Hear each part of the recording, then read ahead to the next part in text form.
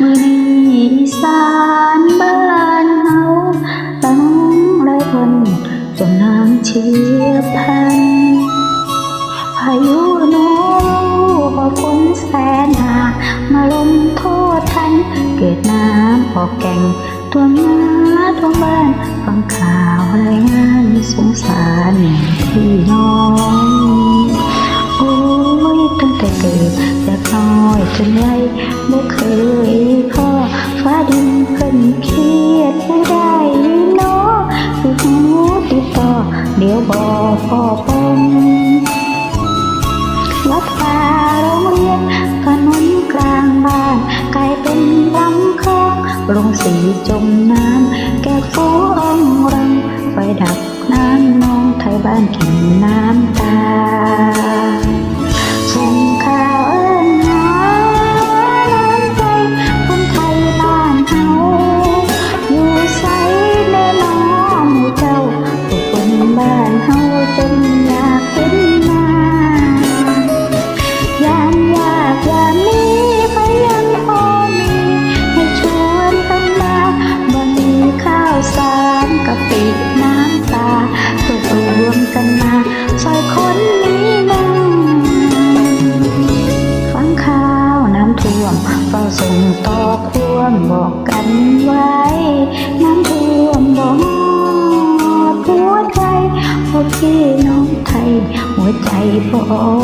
ดังพายุน้ำใจหอบพักยิ่งใหญ่กลับไปเยี่ยมยามบ้านไผ่บ้านมันซอยยังได้ให้ทำกัดแควสู่น้ำสมฟ้าเห็นใจ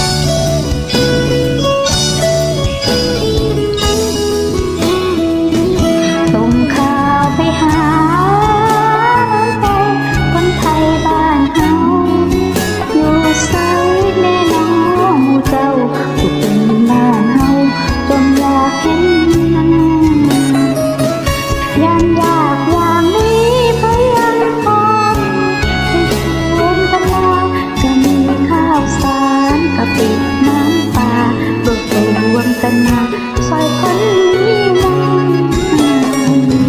ฟังข่าวน้ำท่วมและส่งข้อความบอกกันไว้น้ำท่วมบ่ฮอดหัวใจพวกพี่น้องไทย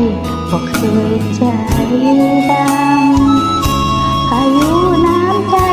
หอบหักยิ่งใหญ่ขับไปเยี่ยมยามบ้านไผ่บ้านมันซอยยังได้ให้ทำกัดแก้วสู่น้ำสังฟ้าเห็นใจ